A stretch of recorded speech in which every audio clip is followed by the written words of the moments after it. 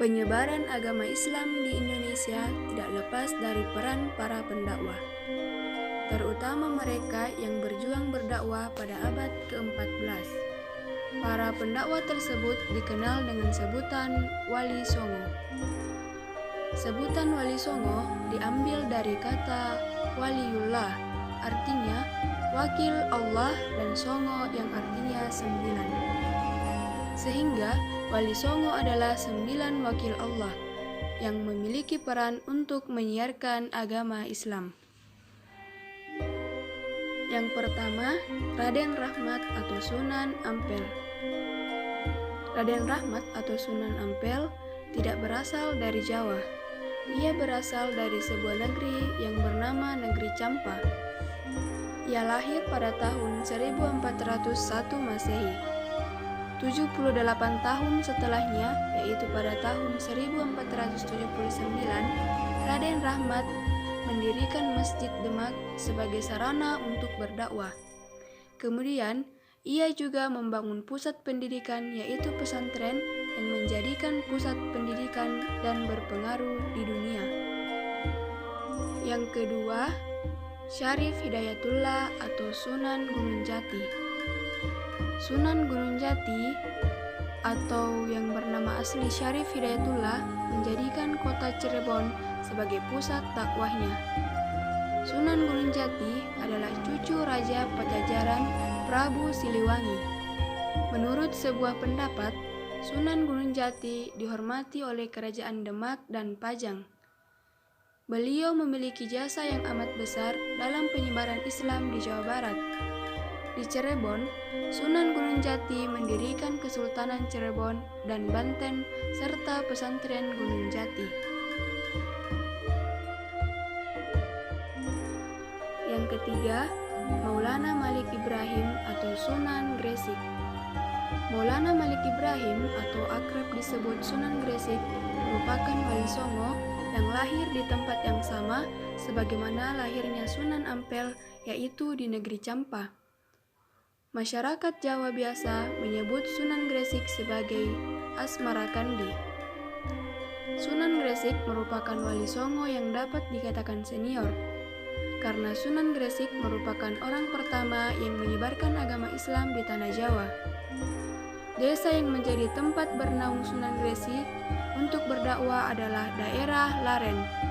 Selain itu, Sunan Gresik juga membuka toko di Desa Romo. Tempat berdakwah pertama Sunan Gresik adalah di Desa Sembalo atau Gresik. Beliau mulai menyiarkan agama Islam di bagian timur Pulau Jawa dengan mendirikan masjid di Desa Pasucinan, Manyar.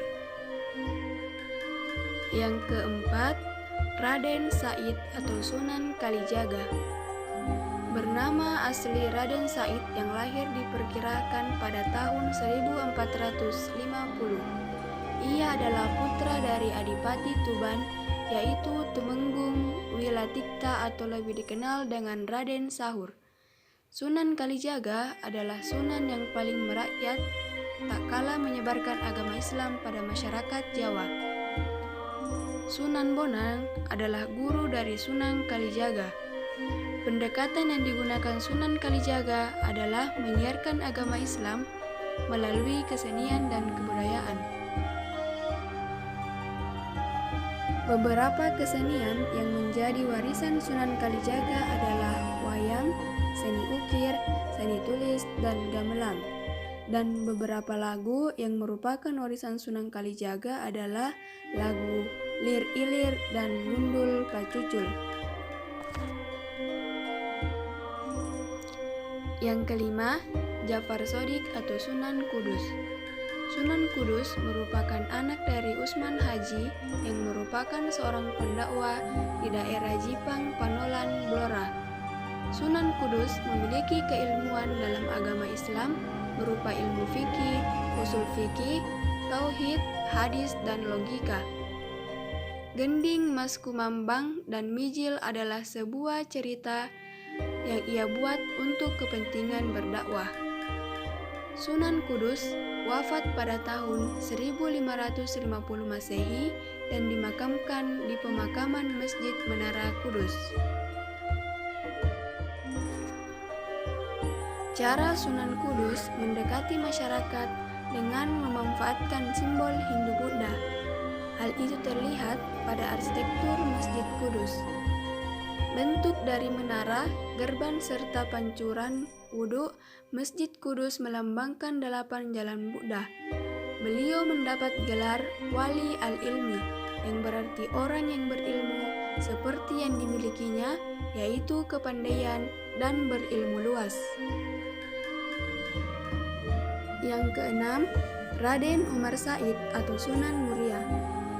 Lereng Gunung Muria adalah tempat kelahiran dari Wali Songo yang satu ini.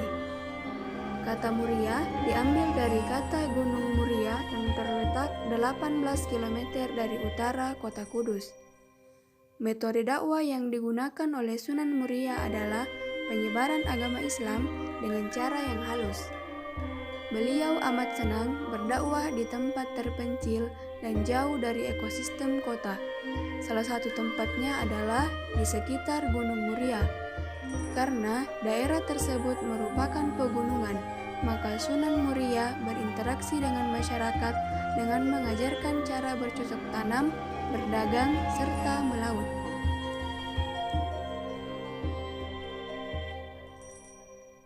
Yang ketujuh, Raden Kasim atau Sunan Derajat. Sunan Derajat merupakan salah satu anggota Wali Songo yang merupakan putra dari Sunan Ampel serta adik dari Sunan Bonang.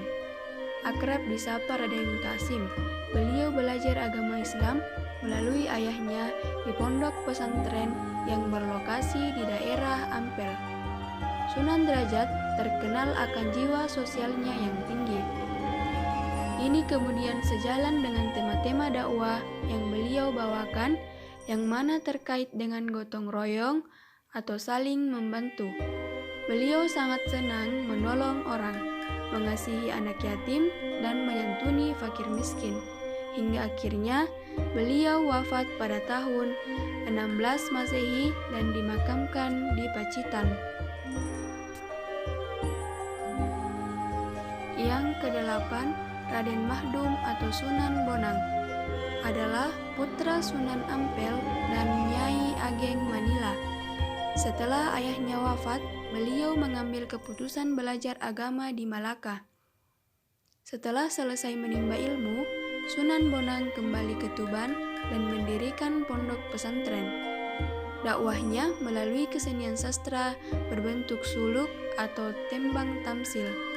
Selain itu, menciptakan tembang Tombo Ati yang sekarang masih dikenal.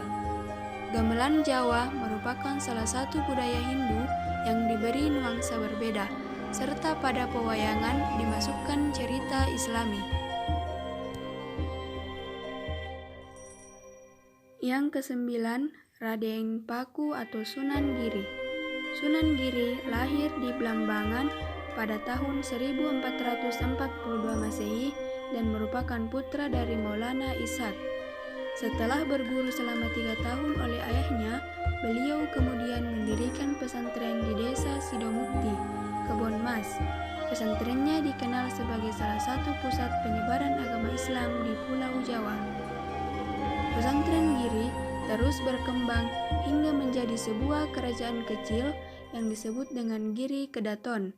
Peninggalannya berupa kesenian tradisional berupa permainan anak seperti jelungan dan cublak, sueng, serta lagu Jawa Pucung dan Asmaradana.